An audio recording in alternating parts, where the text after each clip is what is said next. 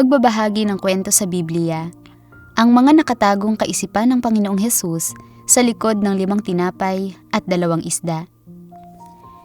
Naitala sa Biblia, sinabi sa kanya ng isa sa kanyang mga alagad, si Andres na kapatid ni Simon Pedro, "May isang batang lalaki rito na mayroong 5 tinapay na cebada at 2 isda. Datapot gaano na ang mga ito sa ganyang karamihan?" Sinabi ni Jesus, "Inyong paupuin ang mga tao." Madamo nga sa dakong yaon, kaya't nagsiupo ang mga lalaki na may 5,000 ang bilang. Kinuha nga ni Jesus ang mga tinapay at nang makapagpasalamat ay ipinamahagi niya sa kanilang nangakaupo. At gayon din naman binigyan sila ng mga isda kung gaanong ibigin nila. At nang sila'y mga busog, ay sinabi niya sa kanyang mga alagad, "Pulutin ninyo ang mga pinagputol-putol na lumabis upang walang anumang masayang." Kaya't kanilang tinipon at nangapuno ang 12 bakol ng mga pinagputol-putol sa 5 tinapay na cebada na lumabis sa nagsikain. Ang himala ng pagpapakain sa 5,000 ng 5 tinapay at 2 isda ay nagpamangha sa maraming tao. Tunay nga, ang Panginoong Hesus, ang tunay at tanging Diyos na nagtutusto sa lahat ng bagay at namamahala sa lahat, ay maaaring gawing posible ang imposible. Sa Diyos, lahat ay maaaring magawa.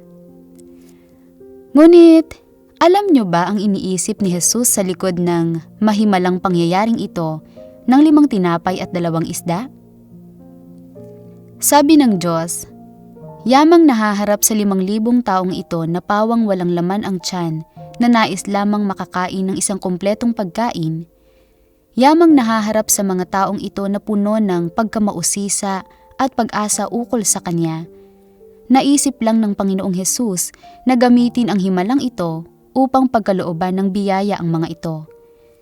Gayunpaman, hindi siya umasa na sila ay magiging Kanyang mga tagasunod, sapagkat alam niya na nais lamang nilang makisali sa kasayahan at mabusog. Kaya ginawa niya ang pinakamahusay niyang magagawa sa kung ano ang mayroon siya roon.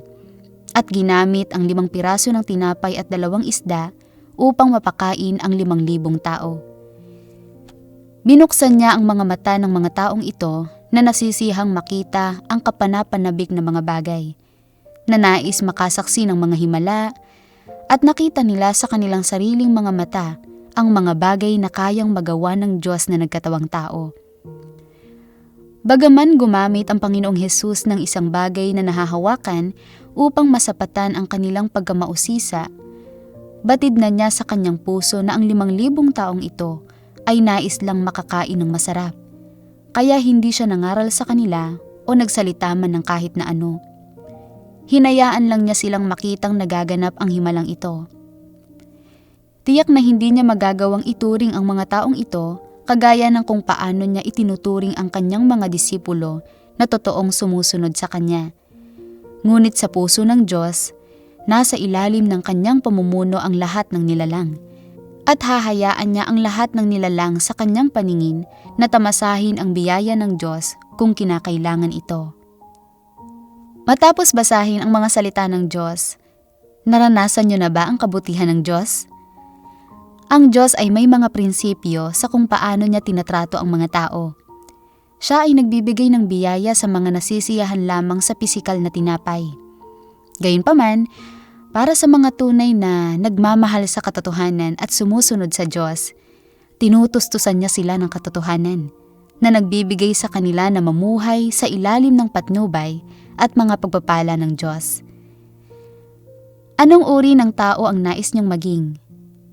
Mag-iwan ng komento at ipaalam ito sa amin. Kung nais niyong matuto ng marami pang mga kwento sa Biblia, mangyaring i-follow ang aming page.